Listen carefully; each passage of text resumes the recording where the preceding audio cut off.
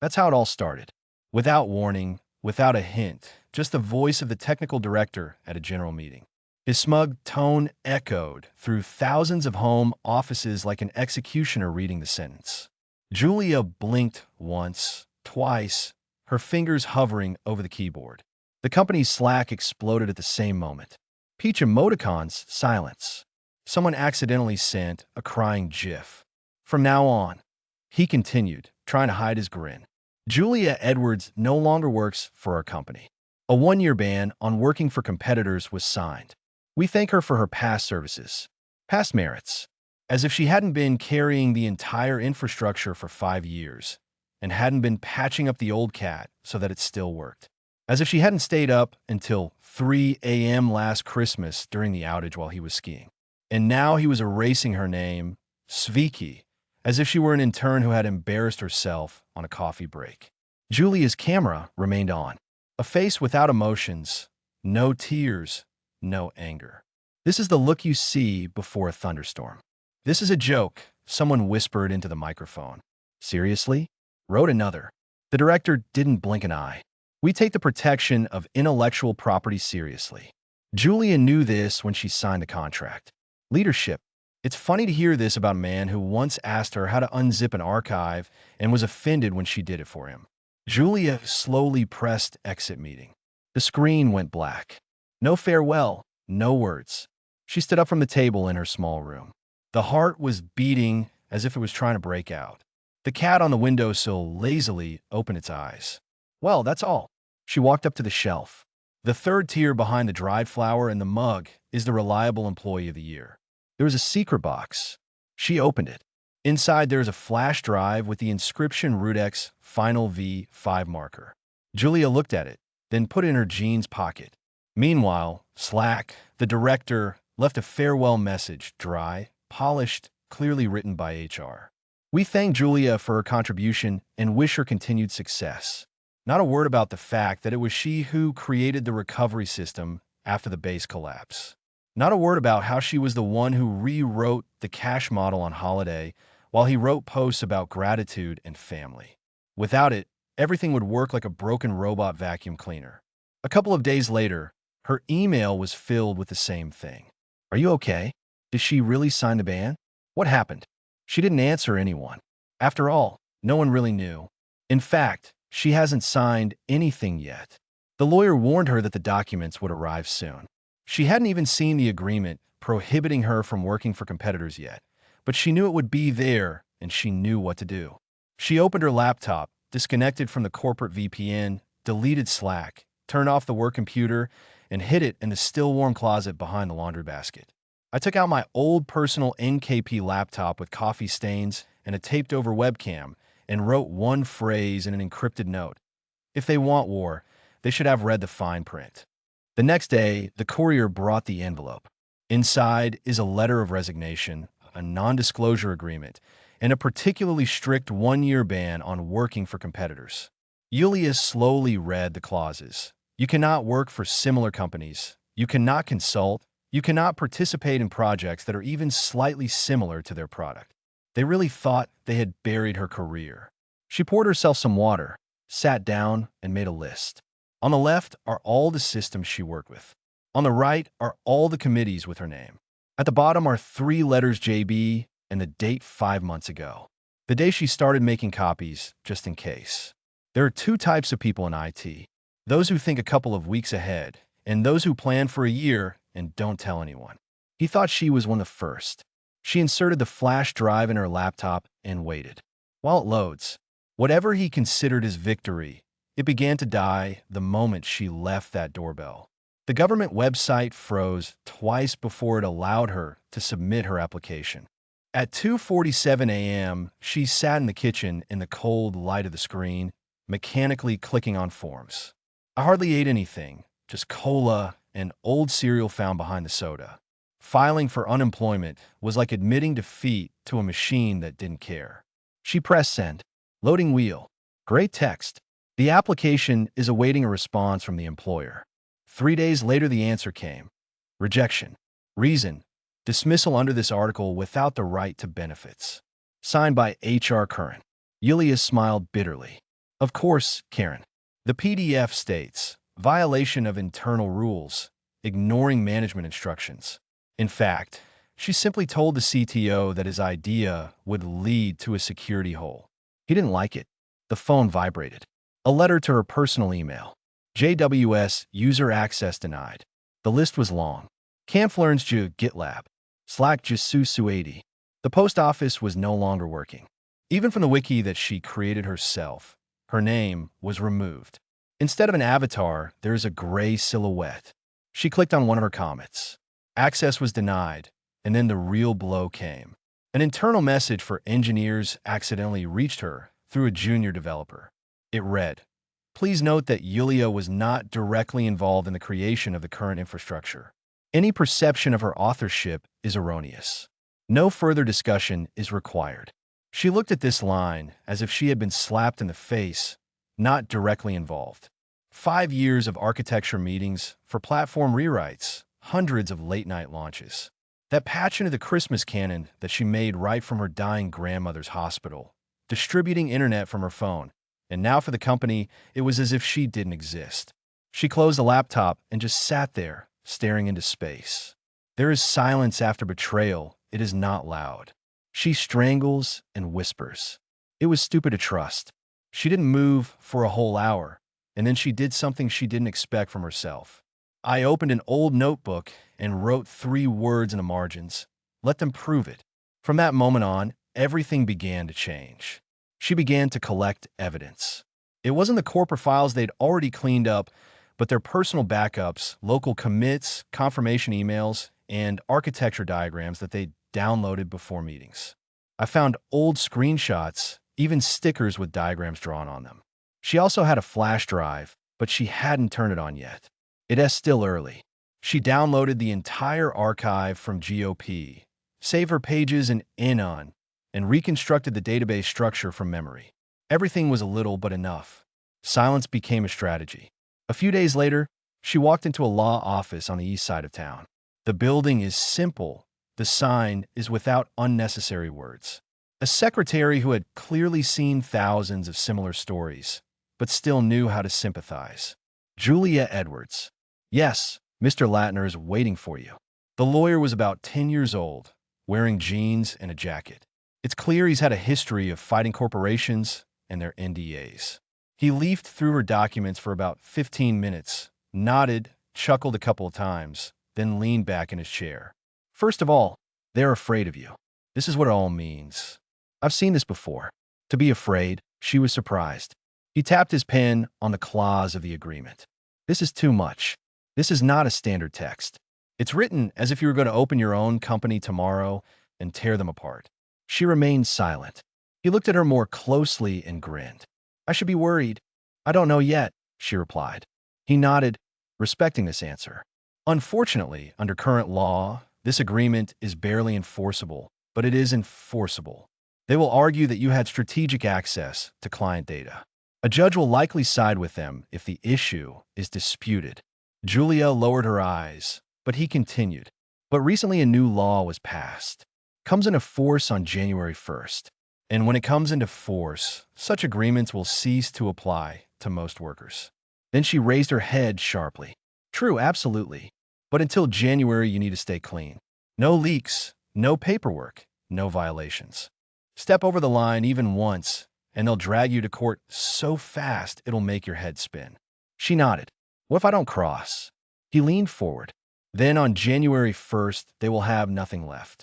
She clutched the strap of her bag tightly. Thank you, she said quietly but confidently. That's all I needed to hear. That night, she packed a duffel bag. 2 changes of clothes, a toothbrush, an old tin cabinet, a flash drive in her pocket, a coat, and a notebook full of drawings and notes. Left a note for the owner of the apartment. I'm going away for a couple of days. Rent in a box. No GPS, no networks, just the road. At 1:12 a.m., she crossed the state line. She didn't tell anyone where she was going, but it was not an escape. She was on her way to see a man who once owed her money. He had a quiet office without a sign, where the cat and the law met over black coffee and whispers. Julia never looked back. She's already seen it all. At 3:07 a.m., she deleted her LinkedIn. No status, no farewell words, just a password and a click. The profile disappeared as if she had never existed. No posts about leadership in challenging times. No list of technologies for recruiters. Emptiness. Igitop left next. Repositories are hidden. Photo is removed. Biography is empty. The last commit was 6 months old and contained a typo fix in Redma. Without fanfare, without a trace. Rumors spread quickly. Did you hear what happened to Julia? It seems she left, they say, and went to Europe. No, it just burned out. Always looked fragile. Scythia, of course, was delighted, even bragging about being a member of the board of directors. The threat has been eliminated. That's what he called her, a threat. But no one knew that 412 meters away, in a quiet industrial park behind a vape shop and a gym that was always closed, a new movement was beginning. First, a company with a dull name appeared. No Twitter, no press releases, just a clean record in a state where authorities like to turn a blind eye. The name on the documents was Nanny Julia Edwards. It included the name Elaine Rowe, a pseudonym she had once used in college. To participate in AM will dress up about women in cybersecurity. This was now her official business name. Elaine had a new tax number, a burner phone, and a post office box on the other side of town. She didn't write posts, didn't publish articles, didn't do anything for the public. She built quietly and built well. And it wasn't a solo project. There were 2 other names on the team, Devin and Kara. Once her interns, the only people she trusted now. When she first texted them, "Hi, this is Jay. I can't explain. Your help is needed." They thought she was dead. But Devin only had to see the 3 lines of the NDA. He replied, "I'm in." Kara didn't even read further. Devin signed an NDA and sent her an octopus emoji. It was an old joke from my internship days. Then they both caught the tank in the octopus animation, which caused users' sessions to disappear. The rules were strict. No real names, no personal data, no networks, no traces in repositories. All commits are only through different VPNs. And most importantly, no code similar to what was in the old company. There was no need to copy the name yet. Julia had the blueprints. Not literally, she's not stupid, but she kept everything in her head. The mistakes they made, the infrastructure they forgot about, the features users asked for but never got. She didn't make their product. She was building the one they were supposed to create in the first place. Light, flexible, modular, beautiful precisely because it is forced to be simple and functional. Their system was held together by crutches and the self-esteem of the CEO, while her new one was flying forward. Every night, they uploaded new commits into encrypted containers. Every morning, we checked the changes on a cheap, homemade control panel, which was hosted on a VPS for $5. It looked like it had been thrown together by hackers on their backs, but it worked. And then a rumor leaked into the old company's SLC, like an unpleasant whisper in an elevator. Has anyone heard of a new Argif instrument? A Vermont startup seems to be doing pretty much the same thing we do. Only better. The thread went silent. Then someone sent a link. The landing page is minimalistic, without prices, without a team. Just one phrase in black and white. We believe that software should work. Not a word from Julia. No traces. Just plain HTML and a registration form that didn't even do anything. And there was no need. The name already sowed doubts. Argif is the same code name Julia once used for a joke repo, long forgotten and hidden. But now it was real. Probably a coincidence, someone wrote. Yeah, answered the other. But still a strange coincidence. They didn't discuss it any further. Nobody wanted to touch the subject, but CDO noticed. He pretended not to notice, but he bookmarked the site and checked it every couple of days. Everything is still empty. Still the same inscription. We believe that software should work. And far away, in a dusty, unheated office, Julia drank coffee from a roadside gas station and watched Kara's pool rest. Improve Handshake Miss Seconds API. She smiled. They didn't build hype, they built fear. First, there was 1 refund request, then 2, then 17. By the end of the month, there were more than 100 complaints from corporate clients, ranging from minor VPI errors to serious system crashes. The logs were clogged with timeouts. Data export broke silently. Scheduled reports began to be sent to clients empty, right at midnight. A major Fortune 500 corporation complained that they had a phantom user who was creating payment profiles on long-deleted accounts. The support department, already working at its limits, was finally plunged into chaos, but still waved it off. It's the season of outflow. Changes in procurement. Every year it's like this. You order the product team to fix it faster. When engineers raised the alarm again about the old modules, about the very code that Julia had written, maintained, and warned, don't touch it, otherwise everything will collapse. He just waved his hand. They will come back. They always come back. He said this while polishing a presentation for a new round of investment. He didn't even notice that two of their largest clients had already quietly joined the unknown startup. A startup without advertising, without speaking at conferences, without a profile on Crunchpiece.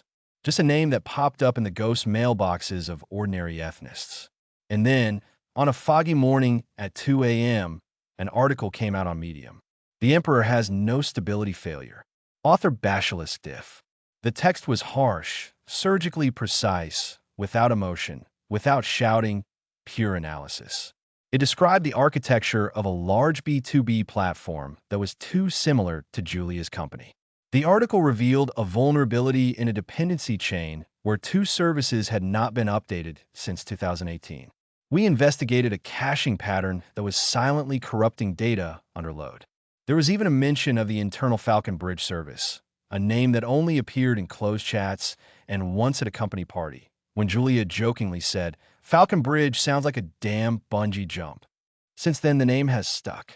Only 3 people mention it out loud. One of them has already quit. Who is this Basilisk Div? Someone whispered in the SLK. Doesn't matter. This is bad.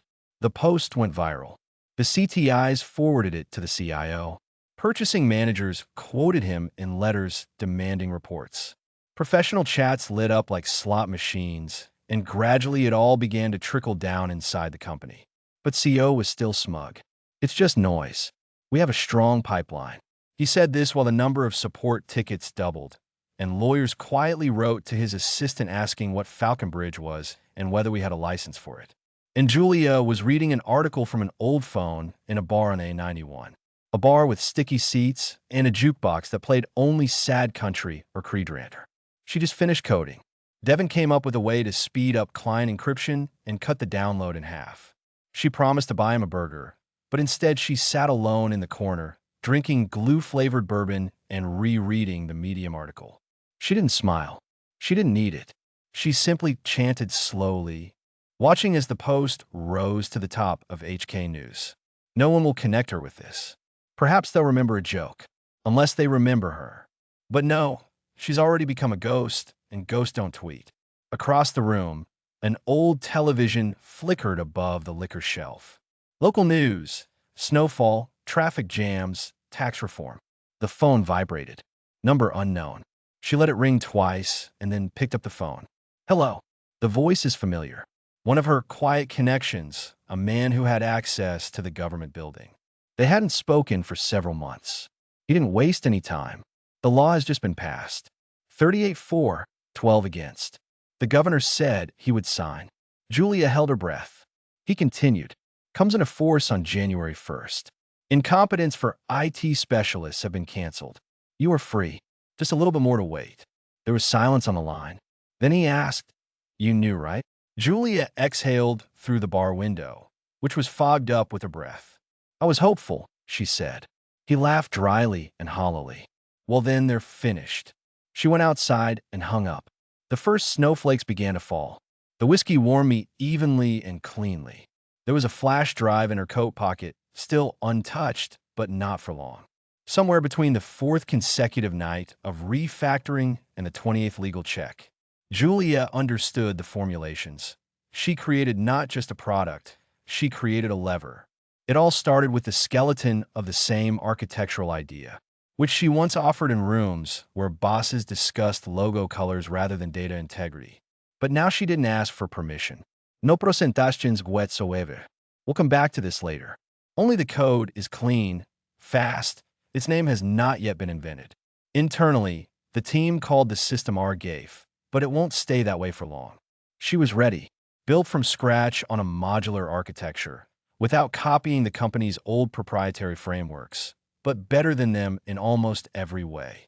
Session load, request latency, API modularity, fault tolerance where the old code was falling apart, and her system ran smoothly. No fluff, no corporate theatrics, just precision.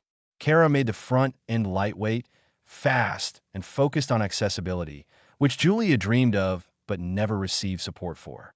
Devin rewrote Delwar from a diagram scribbled on napkins at a bar 6 weeks ago. And Julia herself held the core of Beacon, data integrity, versions, redundancy, her world, her language. By the beginning of November, the system had passed all stress tests. The test server handled 20,000 concurrent users without any drops. Devin burst into tears right there. The next morning, Julia met with her lawyer. The time has come. They had been preparing the legal package for several months. Timestamps, Logit exports testimony from former employees who were still grateful to her. She had code written before signing the employment contract on her personal hardware. Small modules and functions that the company then brazenly built into its product. She pointed this out a year ago, but he only said, "You overestimate your importance." She didn't forget. Now lawyers have filed a strong copyright infringement lawsuit. It mentioned her library, created before she was hired, which the company had built into its analytics module. She warned. They still used it, but it wasn't theirs. And now half of their main product was built on her code.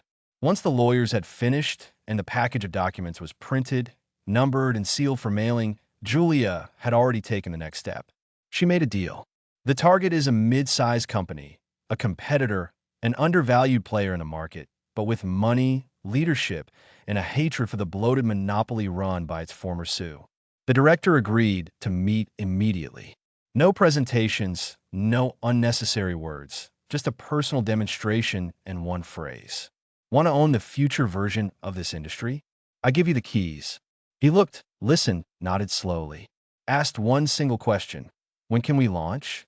Julia smiled. January 3rd, the day the law on incompetence dies.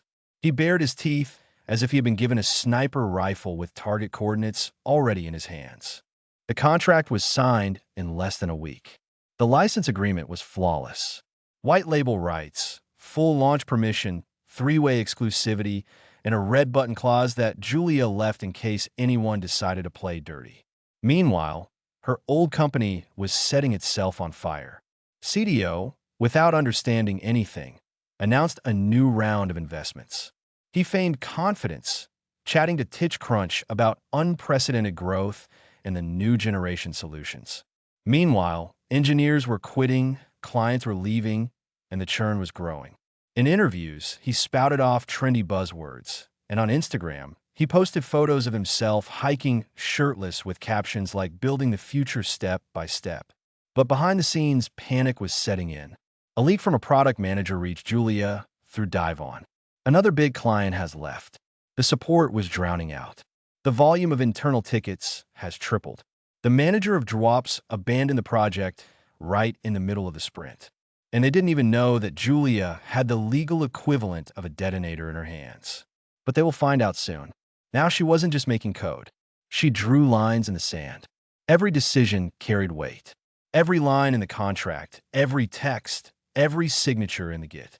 It wasn't a love project, it was a chess game. And she moved the pieces consciously. The team held its final internal demo on the eve of Thanksgiving. Only 3 in a row, tired faces, voices broken after many nights. But when the test was completed and the system showed a speed 0.8 milliseconds faster than the previous one, no one screamed. Everyone just breathed a sigh of relief. Everything was ready. Julia turned off the microphone and camera and leaned back in the darkness.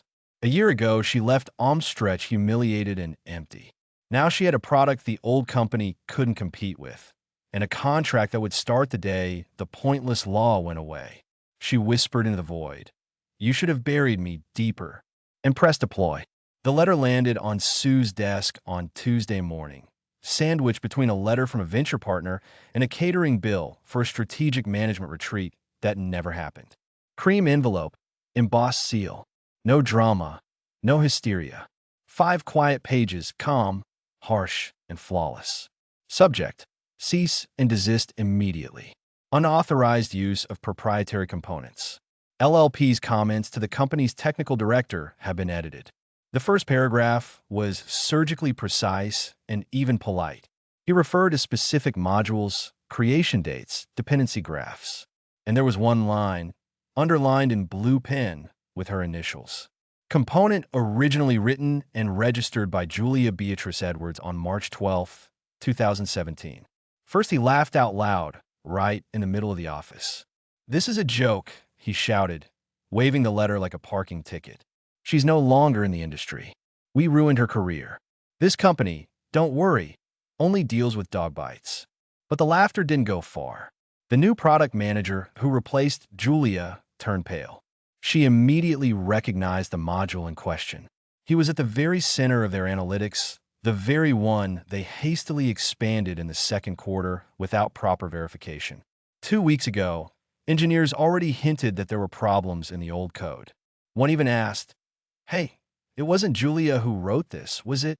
They answered him, "Don't get distracted, move forward." Now the lawyers gathered in a glass conference room. Asto walked up and down the corridor, still grinning. 5 minutes. 10. Finally, the door opened. The head of the legal department came out holding the letter as if it were poisonous. "You said this is a standard case." "That's right," he replied. "Then why is this module still in production?" He wanted to answer, but fell silent. She lowered her voice. "You didn't clean it out, Kat." "Well, we rewrote it a bit." "Not enough." "Here, look." She turned the page. Everything was clear there. A Git commit sign with Julia's old GPG key, written before her contract but installed after. The company had no rights to it. And the worst part of this piece was the basic one. Without it, it would have been impossible to disassemble the system without breaking everything. 100 had a dry throat. "Maybe we should just buy the rights from her?" "No, this is not possible in the license agreement. This is her property." He was silent for a long time, then grabbed the phone and dialed a number he hadn't used for almost a year. "The subscriber is unavailable." Not voicemail. Writes her a message. "Let's talk, please." Delivery error. Same thing again. His face tensed. "Call from lawyers." She filed for a temporary injunction. "The judge is already considering it. The hearing will be next week." He swore and slammed the door so hard that the air conditioner shook. And hundreds of miles away, Julia sat at a quiet cafe overlooking a half-frozen river. In one hand, a black coffee, in the other, a rook chess piece. She made a move and thought about it. Opposite, Devin glanced at her phone. 3 missed calls, 2 messages, all from the old number 100. Julia didn't even look up. Devin chuckled and opened his laptop. Update from Leitner. The court scheduled the hearing for December 19th. They are in a hurry to get ahead of the new law. Julia finally looked up. Calm, firm. Let the wind pass by dry and cold. Somewhere a dog barked. The child screamed for hot chocolate. She moved her queen, took the bishop from Devin, and sat back. Your move. He laughed. Did you calculate all this in advance? Julia remained silent, only taking a sip of coffee without taking her eyes off the board. The game had already been won. He just didn't understand yet how panic was starting to set in the company. Slack quietly renamed the channel from Lattice Pro Ductin Sigats to Lattice Proist Phoenix, as if a new name could erase the old rot. Engineers were ordered to drop everything and urgently rewrite old modules. No deadlines, no specifics, only panic disguised delays. STO called it a strategic rewrite, but the team understood it as a code rescue. Within 2 days, their development department looked like a battlefield. The requests collided like cars on an amusement park ride. One senior developer quit when he was told to remove all of Julia's patterns without being told what to replace them with. Another accidentally destroyed half the test environment while trying to reconfigure dependencies. And in Slack's private messages, there was a whisper. Who even has access to those old commits anymore? I thought we would have removed the aligners. We deleted them, but the Git keeps them forever, bro. At first, everyone thought, nonsense. She's referring to some stuff from 2017, one engineer muttered. It's not even clear if this is even legal. Do we even document the library we linked? I'm not going to discuss this in the SLC, replied another. CDO called daily meetings and called them war rooms. Nobody smiled. He shouted orders, demanded deadlines, and insisted that the system could be rebuilt without leaving a trace of Julia. But the truth was that the system itself was Julia. Her handwriting was not only in the code, but also in the logic and architecture in the very bones of the product. To cut it out meant to amputate everything. Then came summonses, letters, emails, and couriers delivered to the home. Not to the Sioux yet, but to those who stood in the middle of the chain, managers, leads, those whose names ever appeared next to a sprint or plan where Julia's modules were mentioned. Latner's lawyers were calm, polite, and ruthless. Each document had an appendix. The Acadie SLK app, where Julia's work was discussed. An application without an internal wiki page with its authorship. The deployment application, where her system was used after her departure. The matter was not just strong, it was devastating, and Julia remained silent. No tweets, no leaks, no press. She didn't need to make noise. The documents shouted themselves. The office began to fall apart. Engineers sent their resumes to recruiters under anonymous nicknames. VIP product updated LinkedIn overnight and quietly removed mentions of the company. One developer simply disappeared in the middle of a sprint. He was last seen on a social media site about life in the Oregon wilderness. And then an anonymous message surfaced. A small note, no signature, scanned to hide the author. They started sending it to a closed lead group. It said, "What if this was all her plan? Think about it. She didn't fight the nonsense, didn't file a counterclaim, she just left. And a year later, she returned with a product that was better than ours, with documents that were older than her contract. She knew we would bury ourselves. Someone added in the margins, she plays chess, and we brought Una cards." CDO saw the leak and exploded. He called an emergency meeting, accused the team of betrayal, and threatened to block access to all tools. But it was too late. Vera is gone. People stopped believing in him. Worse, they began to believe in her. Meanwhile, Julia sat in a small, windowless meeting room. In front of her is a stack of interrogation papers, and in her hands is a paper cup of green tea. A nearby trainee lawyer couldn't stand it. "Did you really document all of this?" "Just in case." She did not look up. "I don't do it just in case." "So what now?" He swallowed. Julia smiled slightly, like someone who had long seen the storm coming. "Now let them dig further." Behind the door, the clerk pinned a summons to the board. Case number 23 CV 187. Hearing December 19th, 1000. Edwards versus. The title is hidden. Question: Prohibition and recognition of property rights. The countdown has begun. The court smelled of cheap coffee and toner. A typical room. Beige walls, poor acoustics, humming lamps, and a slowly rotating ceiling fan. The December sun shone through the dusty blinds, falling in stripes on the floor like prison bars. Julia sat at the table in a formal dark gray jacket. No jewelry, hair pulled back, gaze directed forward. The face is calm, motionless, like a quiet lake before a storm. No games, no tension outside, just silence, collected and confident. Opposite her sat the technical director with his lawyer, trying to keep up appearances, but his suit was too new, his tie too tight. There was a slight tremor under the table that he couldn't stop from beating his knee. The first was his lawyer, a gray-haired, well-groomed, self-confident man of the old school.